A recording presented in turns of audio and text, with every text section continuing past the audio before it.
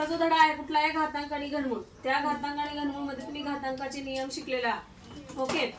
आणि घातांकाचे नियम वापरून गणित देखील तुम्ही काय केलेलं आहात, सोडवलेलं आहे. आज आपल्याला काय शिकायचं आहे, काय करायचं आहे आज आपल्याला, संख्येचा घातांक 1/n वापरून आपल्याला काय करायचं आहे, रूपातील परिमेय संख्या ज्या आहेत त्या काय करायच्या किंवा त्या परिमेय संख्येचा अर्थ 1/n म्हणजे काय असणार आहे, परिमेय संख्या, घातांकित परिमेय संख्येचा जो अर्थ आहे तो आपल्याला काय करायचा आहे, घातांक वापरून पुढील संख्या कशा लिहायचा ते आपल्याला काय करायचं आहे, शिकायचं आहे.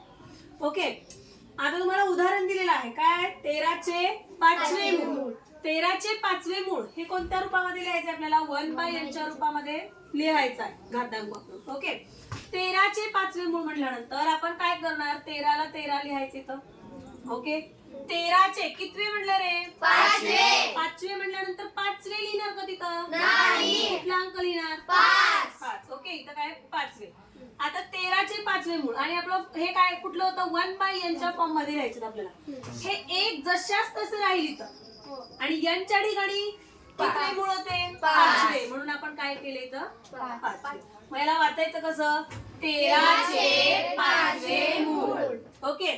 पुढे काय आहे, 9चे 6वे मूळ. आता कोण लिहिणार 9चे 6वे मूळ, हा ये चल तिथं पुढेच लिहिणार 9चे 6वे मूळ.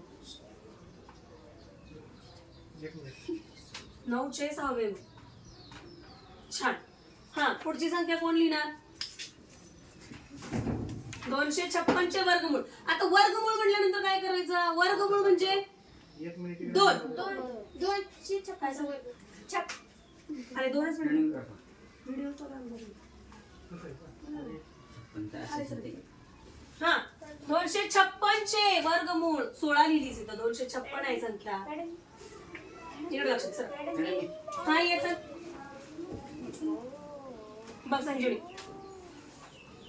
256 वर्गमूळ. थोडस हे वरती लिहायचं, इथे लिहायचं, 6 च्या डोक्यावर लिहायचं. ओके. Very good. आलं का लक्षात.